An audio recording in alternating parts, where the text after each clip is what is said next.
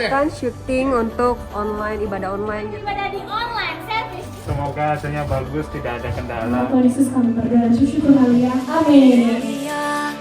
People of faith, some with smiles, others with fears that they face. Coba kasih sepatah dua kata. Sepatah. Next satu, action. God is good. God is good to us. All through time, every hour, every minute, God is good. God is good.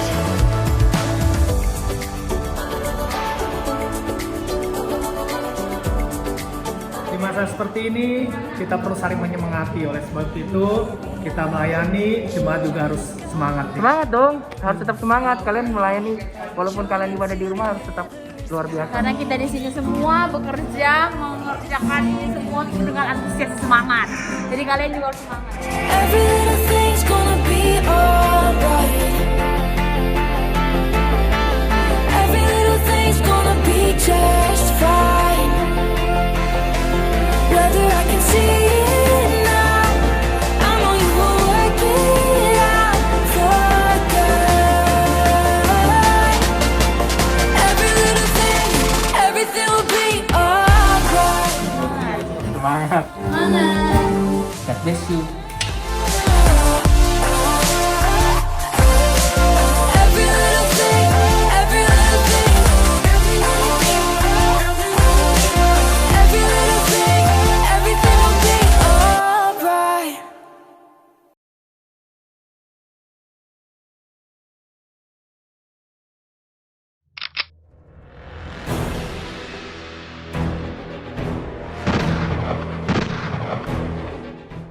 Hai anak-anak muda, kita harus bisa menjadi laskar-laskar Kristus, prajurit-prajurit Allah yang bisa mengalahkan tipu muslihat iblis, bisa mengalahkan tipu daya iblis. Oleh sebab itu, jangan kemana-mana, siapkan posisi kita untuk beribadah sore hari ini di YM Online Service. Kita siapkan hati dan pikiran kita untuk memuji, menyembah Tuhan, dan mendengarkan kebenaran firman Tuhan.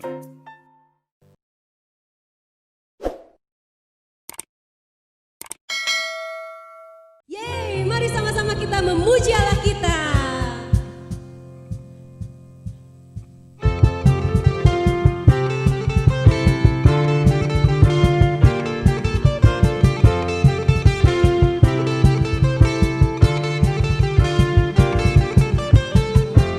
Kasih setiamu nyata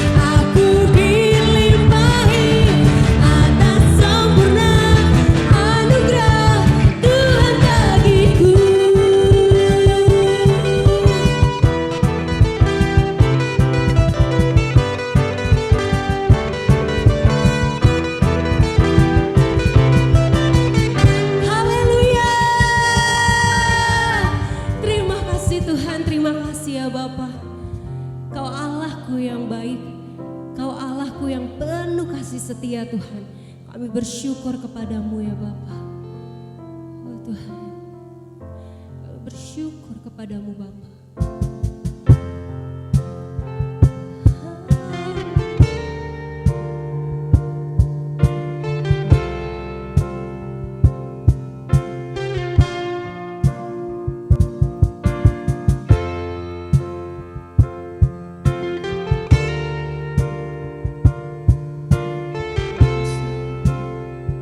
Banyak yang kau buat dalam hidup kami Bapa.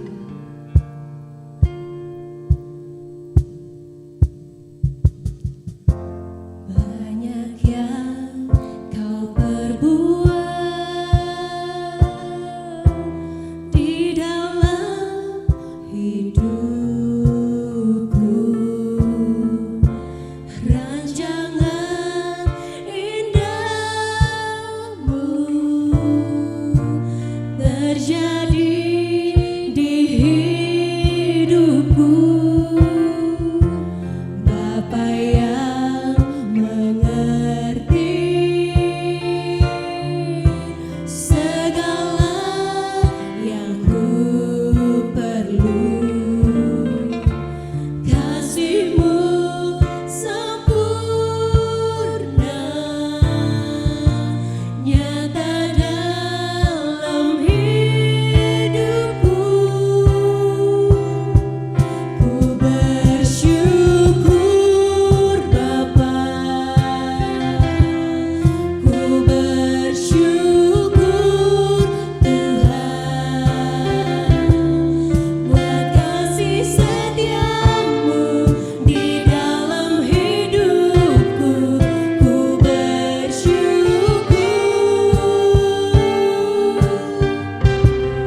ku bersyukur Bapa, ku bersyukur Tuhan buat kasih setiamu di dalam hidupku. Ku bersyukur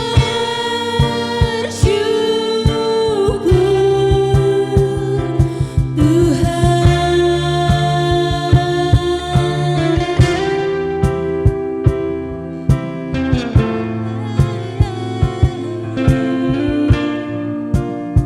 Kami bersyukur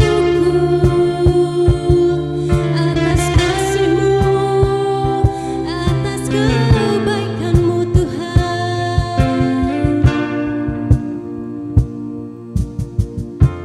Banyak yang kau perbuat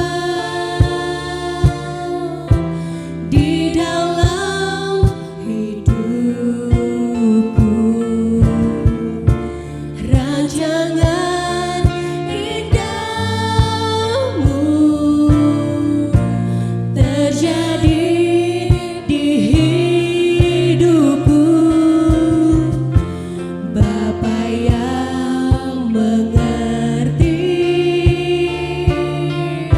segala yang ku perlu. Kasih-Mu sempurna nyata dalam hidupku. Ku bersyukur Bapa,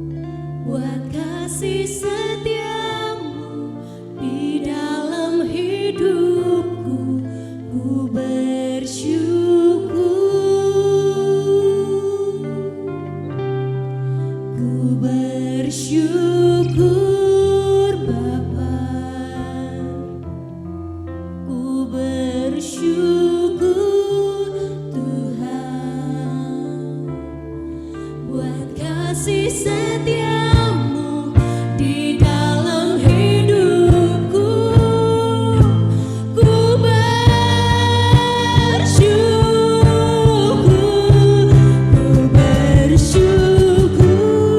Bapa. Ku bersyukur Tuhan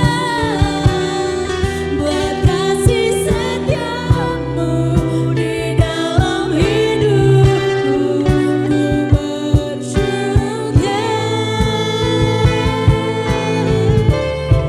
Ku bersyukur Bapa. Ku bersyukur Tuhan buat kasih setiamu di dalam hidupku. Ku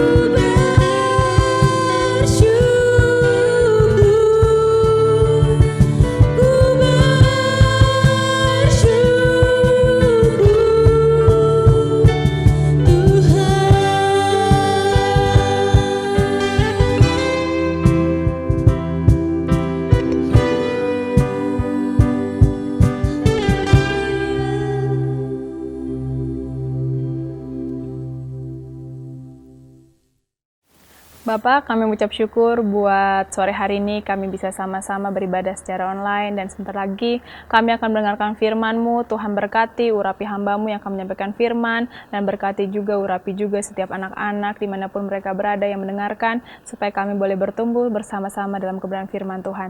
Terima kasih Bapak, dalam nama Tuhan Yesus kami sudah berdoa dan mengucap syukur. Haleluya, amin. Oke, shalom teman-teman, apa kabarnya hari ini?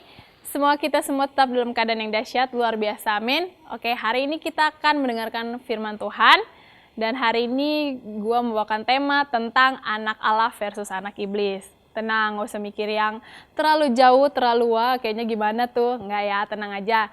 Kita akan sama-sama bahas secara santai, kalem, oke? Nah, anak Allah versus anak iblis, dari judulnya aja, judulnya ini mengacu kepada perbandingan antara anak Allah dan anak iblis. Teman-teman, kalau kita bicara soal anak, biasanya anak itu berasal dari orang tua, benar ya? Ayah dan ibu, ya nggak mungkin seorang anak dari hadiah ciki gitu ya kan, atau dari mana, enggak ya? Berasal dari ayah dan ibu, ada orang tuanya. Nah, biasanya sifat anak pun itu dipengaruhi dari sifat orang tuanya, ayah atau ibunya, benar ya? Makanya ada istilah buah jatuh tidak jauh dari pohonnya, oke?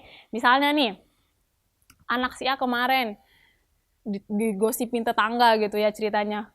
Tahu nggak, anak si A kemarin habis maling motor tuh, gitu kan.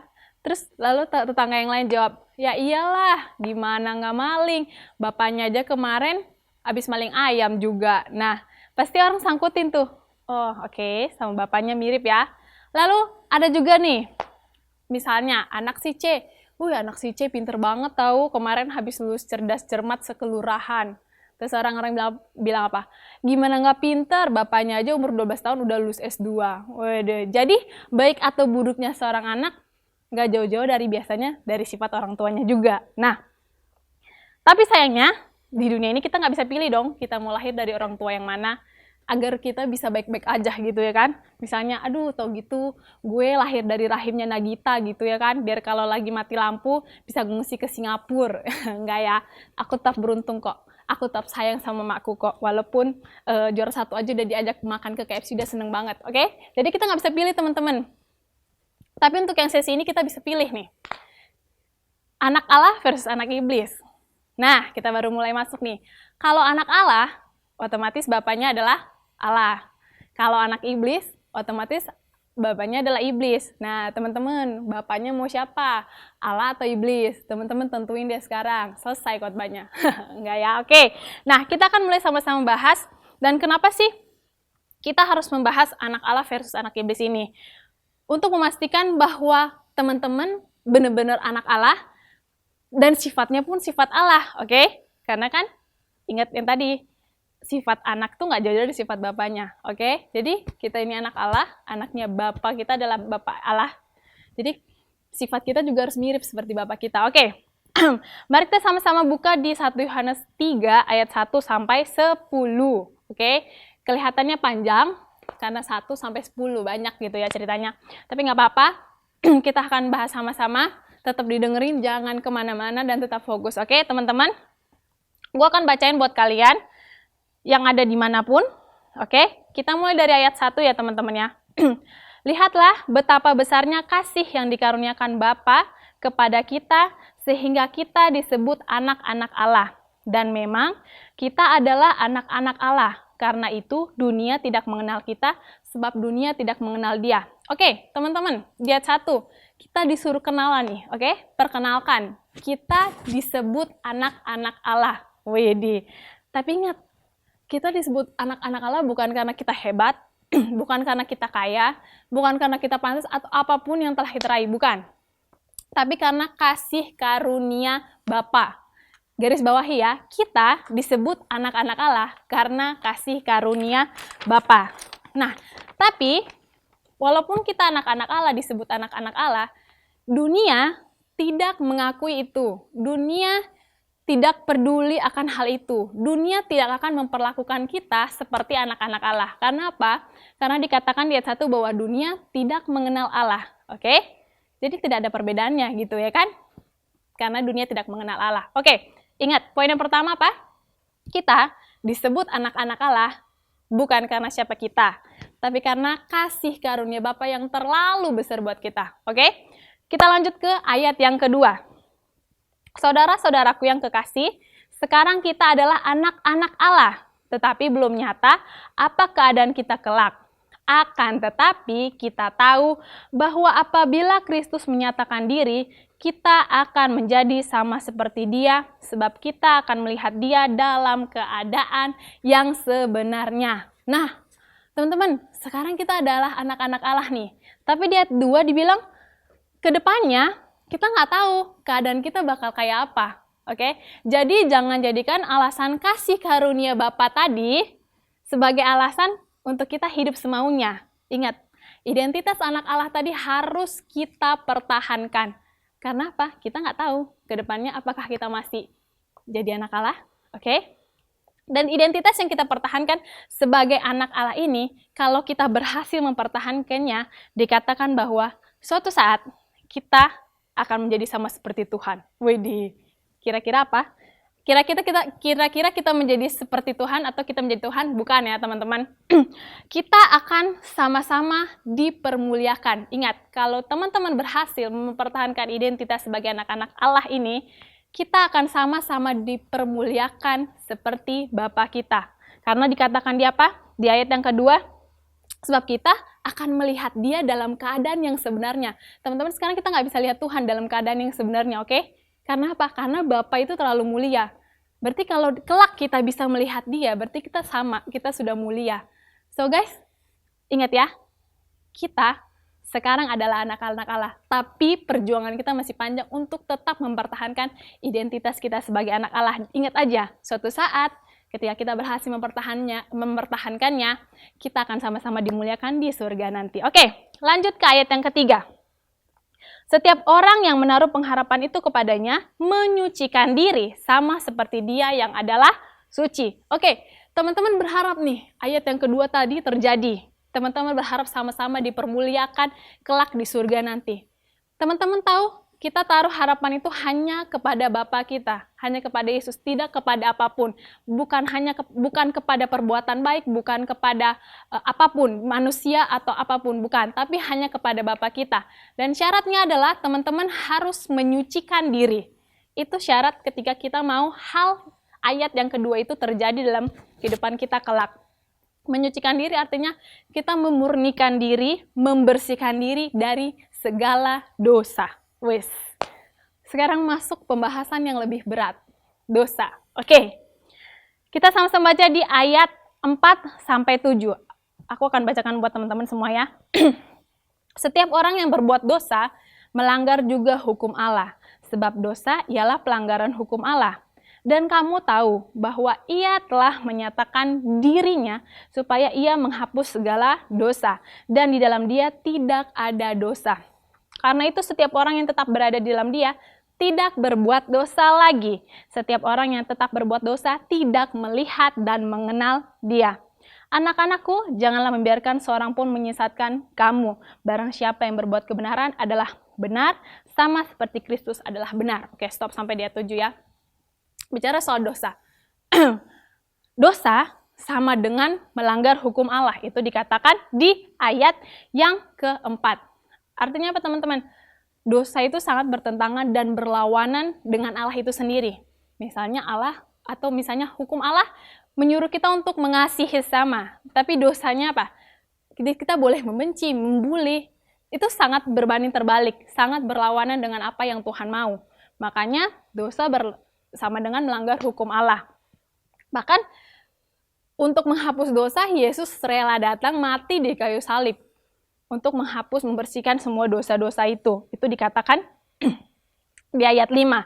Nah, di ayat 6 dikatakan bahwa setiap orang yang berada di dalam Dia tidak berbuat dosa lagi. Oke? Setiap orang yang berada di dalam Dia tidak berbuat dosa lagi. Pastikan kita berada di dalam Dia. Oke, tapi menariknya ada kata lagi di sini. Berarti ada pengulangan. Oke? Misalnya, lu makan lagi. Nah, berarti sebelumnya udah makan dong, ya kan? Berarti kayak berbuat dosa lagi, lu buat dosa lagi. Berarti sebelumnya kita sudah berbuat dosa, berarti sering nih, oke? Berarti bertahap nih berbuat dosanya lagi dan lagi nih, oke? Nah, dikatakan di 6, barang siapa yang tetap berbuat dosa, berarti dia nggak kenal sama Allah, oke? Nanti kita akan bahas soal mengenal Allah ini, oke? Di ayat yang ke-7, anak-anak janganlah biarkan seorang pun menyesatkan kamu. Oke, teman-teman kalau tersesat pasti udah berada di jalan yang salah dong ya. Lagi pergi camping, tersesat, pasti udah jalannya salah. Nah, teman-teman kalau sekarang lagi di jalan kebenaran yang benar, jangan biarkan seorang apapun atau apapun, hal apapun membuat engkau tersesat, membuat engkau keluar dari jalan kebenaran itu. Oke? Ingat ya. Di 4-7 poin besarnya adalah dosa sama dengan melanggar hukum Allah. Oke? Ketika kita mau sama seperti Allah dipermuliakan, kita harus menyucikan diri dari segala dosa. Apa itu dosa? Tadi sudah kita bahas dosa sama dengan melanggar hukum Allah. Dan di dalam Tuhan tidak ada dosa. Oke, sekarang di ayat 8-10. Poin penting dari khotbah kita hari ini, dari pembahasan kita hari ini ada di ayat ini. Mari kita sama-sama baca. Barang siapa yang tetap berbuat dosa berasal dari iblis. Sebab iblis berbuat dosa dari mulanya. Untuk inilah anak Allah menyatakan dirinya, yaitu supaya ia membinasakan perbuatan-perbuatan iblis itu. Setiap orang yang lahir dari Allah tidak berbuat dosa lagi, sebab benih ilahi tetap ada dalam dia dan ia tidak dapat berbuat dosa lagi karena ia lahir dari Allah. Inilah tandanya anak-anak Allah dan anak-anak iblis. Setiap orang yang tidak berbuat kebenaran tidak berasal dari Allah. Demikian juga barang siapa yang tidak mengasihi saudaranya. Oke, poin pentingnya ketika kita bahas anak Allah versus anak iblis. Apa yang menjadi perbandingannya ada di ayat 8 dan ayat yang ke-9. Ayat 8 dikatakan bahwa anak iblis pastinya berasal dari iblis. Dan apa cirinya? Dia tetap berbuat dosa. Karena bapaknya adalah iblis. Dari awal iblis sudah berbuat dosa. Oke, lalu apa itu anak Allah? Ada di ayat yang ke-9. Anak Allah dialah yang lahir dari Allah. Dia tidak berbuat dosa lagi. Oke, ini jadi perbedaan besar ya. Kita boleh tarik garis, kita boleh garis bawahin ya. Bahwa anak iblis dia tetap berbuat dosa. Lalu anak Allah dia tidak berbuat dosa lagi. Oke, pasti pertanyaannya begini. Tapi mungkin nggak sih akan ada orang yang tidak berbuat dosa? Atau mungkin nggak sih ada orang yang satu hari aja, nggak usah 1 hari, 1 jam aja pun nggak berbuat dosa, nggak jatuh ke dalam dosa? Menurut teman-teman ada nggak? Kalian boleh jawab di rumah masing-masing, oke? Tapi jawabannya adalah tidak mungkin, oke? Nggak ada manusia yang tidak berbuat dosa.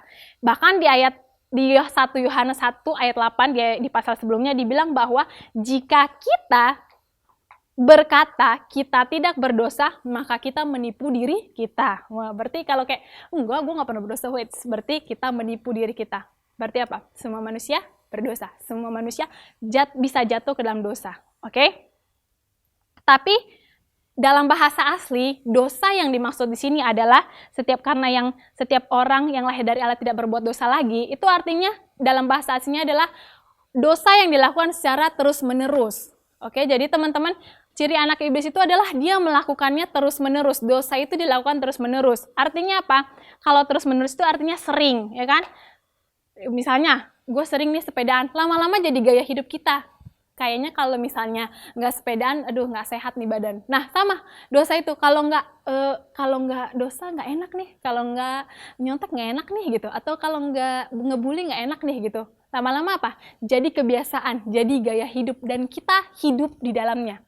Jadi kita hidupi dia gitu. Misalnya kayak olahraga, kita hidup di olahraga, kita hidupi olahraga. Olahraga jadi gaya hidup kita. Sehari-hari kita melakukannya. Nah, sama kalau dosa ini terus-menerus kita hidupi, udah. Jadi kayak gue adalah dosa gitu. Jadi kayak gue menghidupi dosa gitu. Jadi kayak kalau nggak dosa gimana gitu. Nah, ini adalah dosa yang dimaksud. Ya, ini adalah dosa yang dimaksud, di mana ciri anak iblis itu adalah orang yang melakukan dosa secara terus-menerus. Oke. Lalu, pasti ada teman-teman mikir, netizen mikir pasti gini, lalu gimana kalau kita memang bisa berbuat dosa, lalu gimana untuk kita, apa yang harus kita lakukan ketika kita jatuh ke dalam dosa, karena dibilang kita pasti bisa jatuh ke dalam dosa, oke? Teman-teman, nggak peduli, nggak penting seberapa pun dosamu, yang paling penting adalah ketika kita bangkit, berdiri, tinggalin dosa itu. Kalau udah jatuh, ya udah berdiri, bangkit, jangan tepar gitu, ya udahlah nyerah aja gitu, no ya, tapi bangkit, berdiri, tinggalin.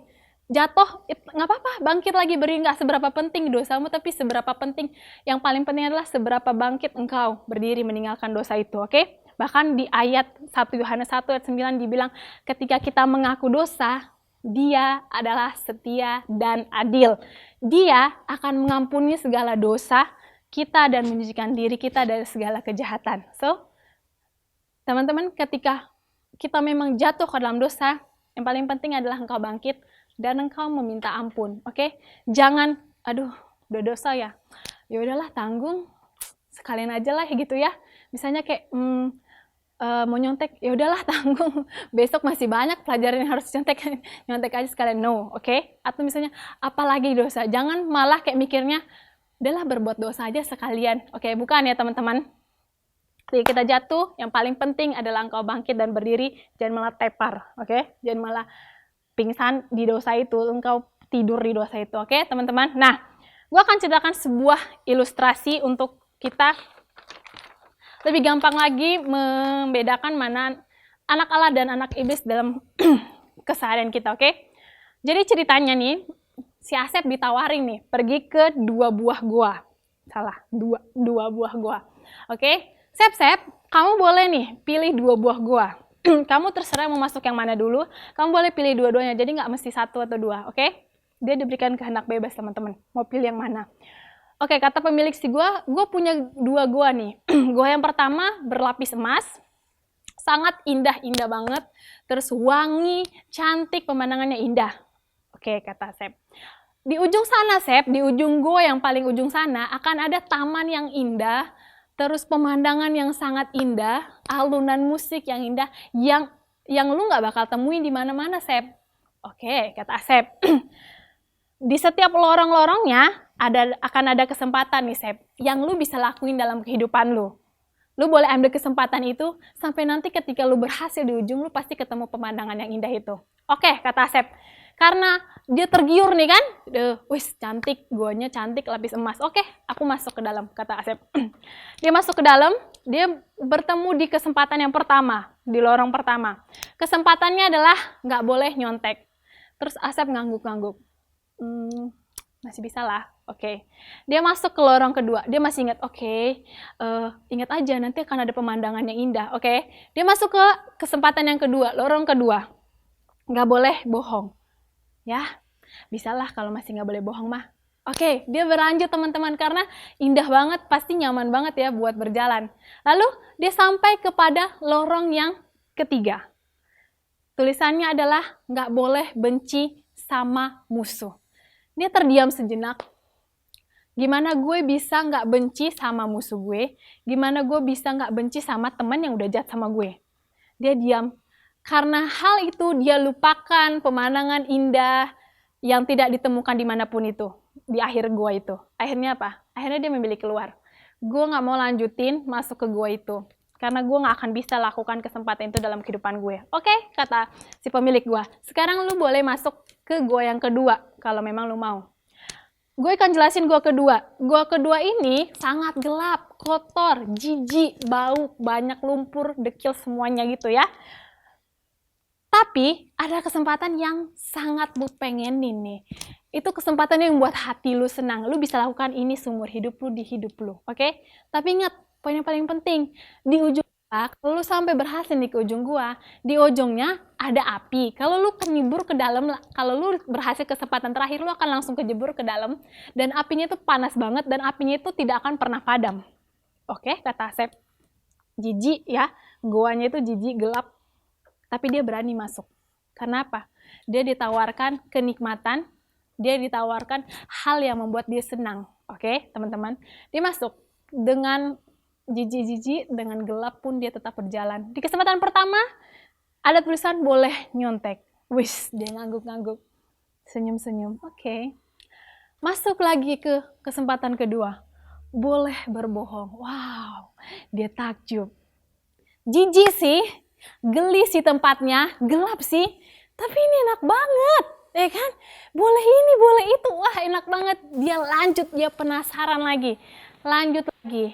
Boleh benci sama orang yang udah jahat sama lo. Yes, dia senang banget.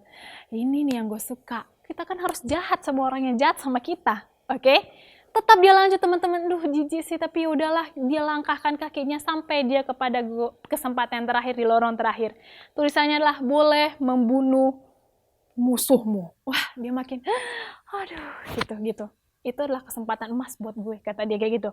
Tapi dia nggak sadar teman-teman, dia sudah terlalu jauh dari pintu utama.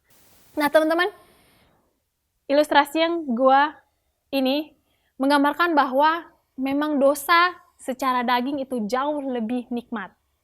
Dosa secara daging jauh lebih enak, sesuai dengan keinginan daging kita, sesuai dengan hati kita. Mana bisa gue nggak jahat sama orang yang jahat sama gue? Mana bisa gue nggak membuli orang yang udah bully gue? Nggak mungkin bisa ya kan? Secara daging, dosa memang lebih nikmat. Tapi kebenarannya adalah upah dosa adalah maut. Oke teman-teman, itulah dosa. Dosa itu kalau nggak dilakukan, penasaran. Tapi kalau sudah dilakukan, keasikan. Ya. Pertama-tama, kayak mana ya rasa nyontek? Kayaknya enak deh, coba deh sekali. Terus habis itu, udah sekali, wah ternyata nggak ketahuan, ya kan? Dia coba lagi 2 kali, lama-lama kasihkan kan? Wah, udah nggak ketahuan, nilainya bagus lagi, nyontek lagi, lama-lama jadi kasihkan. Nah itulah dosa. Tapi melakukan kebenaran itu susah, ya kan?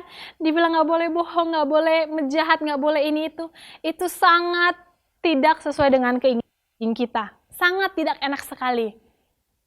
Tapi ingat, upahnya adalah mahkota kehidupan yang kekal. Sama seperti di ayat 2 dibilang bahwa kita akan dipermuliakan kalau kita berhasil mempertahankan identitas sebagai anak Allah itu. Oke teman-teman, anak Allah dan anak iblis. Anak Allah melakukan kebenaran sesulit apapun itu walaupun dia tidak sesuai dengan daging kita. Tapi anak iblis, dia akan terus melakukan dosa. Dia penasaran, lalu dia keasikan. Oke teman-teman? Oke, lalu apa sih yang memampukan kita untuk tidak tinggal di dalam dosa itu? Di dalam dosa yang gelap menjijikan itu. Dikatakan di ayat 9 bahwa setiap orang yang lahir dari Allah tidak berbuat dosa lagi, sebab benih ilahi dan ia tidak dapat berbuat dosa karena ia lahir dari Allah. Waduh teman-teman, apa yang memampukan kita untuk tidak berbuat dosa lagi ialah benih ilahi. Oke teman-teman, sebuah benih, misalnya teman-teman mau nanam jeruk, ada benihnya ya. Tanam, tumbuh. Sama, kita juga punya benih ilahi. Kita tanam, bukan hanya tanam lalu dikubur hidup-hidup ya, lama-lama jadi mati juga. Tapi kita tumbuhkan juga benih itu dalam kehidupan kita, dalam keseharian kita. Lalu apa sih benih ilahi itu? Kok bahasanya gampang banget, oke? Benih ilahi itu adalah perintahnya dan kebenarannya. Oke, dari mana ini? Oke, kita akan bahas sama-sama. Ayat 9 ini mirip dengan ayat 6. Oke, kita sama-sama baca di ayat 6. Karena itu setiap orang yang tetap berada di dalam dia tidak berbuat dosa lagi. Setiap orang yang tetap berbuat dosa tidak melihat dan mengenal dia. Oke teman-teman. kita adalah anak Allah. Tentunya kita mengenal Allah, benar ya? Tapi apa sih ciri orang yang mengenal Allah? Itu ada di pasal 2 ayat 3-4. Tanda orang yang mengenal Allah adalah jikalau kita menuruti perintah-perintahnya. Dan siapa yang bilang kita kenal dia, tapi kita tidak menuruti perintahnya, ia adalah pendusta dan di dalamnya tidak ada kebenaran. Oke teman-teman, jadi kalau kita ngaku kita kenal Allah kita, poin yang paling penting adalah kita menuruti perintahnya. Dan itu adalah benih ilahi yang harus kita tanam dalam diri kita, yaitu perintahnya dan kebenarannya. Oke, kita ngaku kenal Tuhan, kita tahu nih kebenarannya bahwa kita harus mengasihi. Tapi kenyataannya kita tidak menuruti perintahnya untuk mengasihi. Sama aja kita disebut pendusta. Jadi mari kita tanamkan benih ilahi dalam diri kita, yaitu kita menerapkan untuk melakukan perintahnya dan kebenarannya. Teman-teman tahu di mana terletak semua perintah dan kebenarannya? Ya, benar. Perintah dan kebenarannya terletak di Alkitab. Rajin-rajinlah baca Alkitab sebagai pedoman untuk kita menghidupi, untuk kita menjalani, untuk kita mempertahankan identitas kita sebagai anak Allah. Oke teman-teman, jadi poin pentingnya adalah anak Allah tidak melakukan dosa lagi. Karena di dalam Tuhan tidak ada dosa. Dan setiap orang yang mengenal Tuhan itu tidak berbuat dosa. Apa artinya mengenal Tuhan? Artinya mengenal Tuhan adalah menuruti perintahnya dan kebenarannya. Oke, sedangkan anak iblis, dia akan berbuat dosa terus-menerus. Dia akan menghidupi dosa itu akan menjadi gaya hidup. Oke, bagaimana ketika kita sudah jatuh ke dalam dosa, yang paling penting adalah ketika engkau bangkit dan engkau memohon ampun kepada Bapa. Dan yang paling penting adalah ketika benih ilahi itu terus bertumbuh dalam Tuhan, bertumbuh dalam engkau, dan kita boleh menghidupi identitas sebagai anak Allah itu dalam kehidupan kita sehari-hari. Oke teman-teman, tetap semangat, tetap berjuang terus, sampai suatu saat kita akan sama-sama dipermuliakan seperti Bapa di surga nanti. Oke, mari kita sama-sama berdoa teman-teman.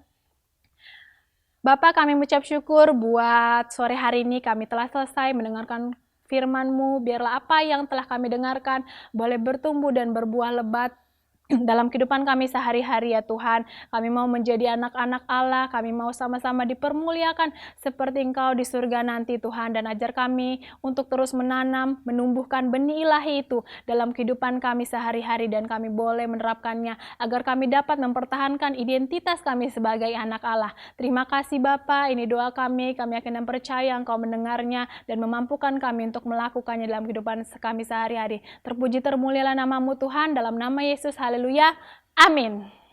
Hai anak-anak muda, gimana? Kita sudah mendengarkan kebenaran firman Tuhan pada sore hari ini bukan? Yang membahas anak Allah versus anak iblis. Gimana? Kita yakin bahwa kita semua adalah anak-anak Allah, amin? Ya, kita adalah anak-anak Allah yang akan mengalahkan iblis. Oleh sebab itu, tentukan pilihanmu sekarang. Sebagai anak-anak Allah yang diberkati, sudah sepantasnya kita juga memberkati. Oleh sebab itu, mari kita jangan lupa memberikan persembahan kita.